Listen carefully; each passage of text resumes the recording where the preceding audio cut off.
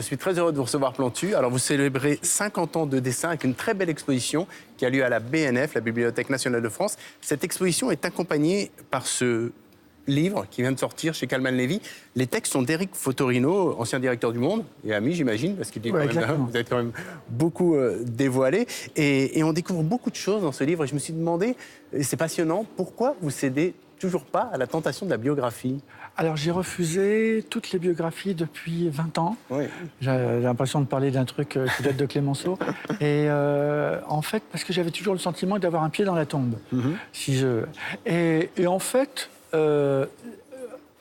parce que j'aime Fotorino, je l'ai aimé en tant que journaliste, je l'ai apprécié en tant que directeur. Ouais.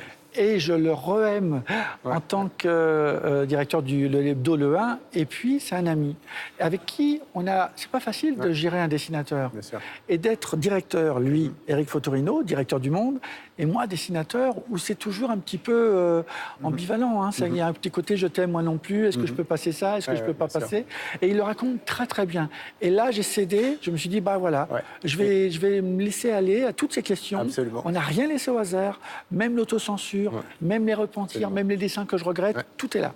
Oui, justement. Alors, vous révélez beaucoup auprès de lui. Et moi, j'ai envie de commencer par les débuts. Les débuts ont été très contrariés. Hein. Les parents s'opposaient farouchement à cette vocation, à cette passion pour le dessin. Je leur en veux pas. Hein. Ils font leur boulot de parents. Hein. Mon père, il était à la SNCF, fonctionnaire de la SNCF.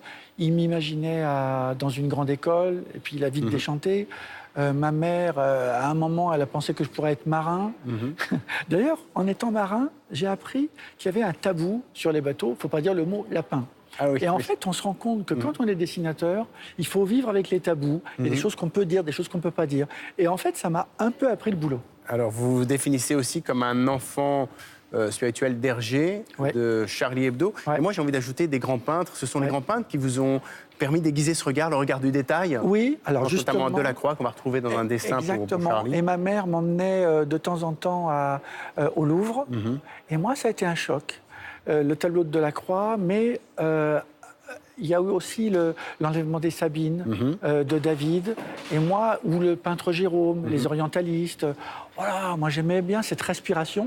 Et moi j'ai tout raté à l'école, mais j'avais des bonnes notes en dessin, et j'allais au seul cours qui était, comme toujours, c'est méprisé, la musique, la danse, le dessin, c'est méprisé dans les écoles, et c'est quantité négligeable. Et donc j'allais à l'option dessin, et tous mes copains n'y allaient pas, et mon prof me voyait arriver pour 2 heures de dessin en cours particulier. Et j'allais même au cours des autres profs qui recommençaient à remballer leur sacoche pour rentrer chez eux. Ils me voyaient arriver, ils disaient putain. Et à l'époque, on ne disait pas putain. Et donc, ils me redonnaient. Ce qui fait que dans la semaine, j'avais 6 heures de cours particuliers au lycée Henri IV à Paris, et je leur dois énormément à ces profs. Et aujourd'hui, avec cette consécration à la BNF, vous ne vouliez pas faire la biographie, mais là, la consécration, vous en êtes où avec le syndrome de l'imposteur? Ça vous a libéré? Vous parlez souvent ça. Non, je suis toujours... Vous dites souvent que vous êtes un cancre, que vous avez le syndrome d'imposteur et tout. Ouais, moi, je vais même jusqu'à l'escroquerie. Je me dis, tiens, il y a Youssef qui m'interroge sur France Info, c'est génial. Et il a l'air de me prendre au sérieux, c'est bien, ça a l'air de marcher. Plus que ça, beaucoup d'admiration aussi. En fait, ça fait 50 ans que c'est comme ça, où je me dis, bon... La supercherie, ils vont bien s'apercevoir. Parce que moi, je revendique, je n'ai pas de fond complexe sur mes dessins. J'adorais Hergé, j'adorais Reiser, l'équipe de Wonaski, Cabu, c'est des dieux. Mais je n'ai pas de complexe là-dessus. Je fais mon boulot à ma manière, et je m'en sors avec mes défauts et mes qualités. Justement, ce boulot, c'est un boulot quand même acharné. On le voit, on voit un dessin, là, vous allez commenter, c'est le dessin de l'affiche de l'exposition. Et vous rappelez, en fait, qu'un dessin, c'est vraiment un travail acharné quand même. Oui. Dites-moi 2 mots sur cette... Alors justement, il y a le gars qui se prend la tête, il y a le gars qui a les points noirs sur le nez, ça c'est moi. Il y a, quand j'avais dessiné Cabu, qui avait des ennuis, j'avais dessiné un gars avec une longue vue derrière lui, mais c'était un barbu. À la une du Monde. Et là, maintenant, je mets les réseaux sociaux, les ordinateurs, parce que je vois bien que ce qui nous guette aujourd'hui, c'est plus les réseaux sociaux que toutes les formes d'intolérance. Et dans les réseaux sociaux, il y a une part d'intolérance. Et puis, regardez, à gauche du bureau, il y a un petit gars qui est moi-même, qui va se foutre par la fenêtre ou se jeter dans la bassine d'eau. Parce qu'il ne trouve pas l'inspiration. Parce que tous les matins, je me dis, mais pourquoi je fais ce putain de boulot? Alors, on a 1 minute pour parler de l'exposition à la BNF. Vous avez cédé tous vos dessins, vos croquis, ça fait combien de... 30 000.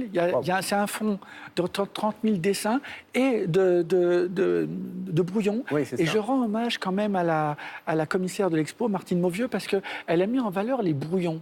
Et le processus de création, elle voulait faire le exactement. Là-dessus, et l'expo a un succès fou, qu'ils n'ont jamais vu à la galerie des donateurs, à la BNF, dans cette galerie-là. Et pourquoi? Parce que les gens s'intéressent à des choses que moi, j'aurais pas pensé. Moi, les brouillons, je les mets à la poubelle. C'est ça, oui. Et Martine Mauvieux les reprenait à la poubelle en disant, mais non, ça va intéresser les visiteurs de la BNF. Alors, on trouve beaucoup de dessins, on n'a pas le temps d'en parler. Il y a évidemment le premier, la colombe sur le Vietnam, la colombe qui est très épurée. C'est juste une colombe avec un point d'interrogation. Et après, on voit dans cette exposition toute l'évolution du coup de crayon. On voit la petite souris aussi.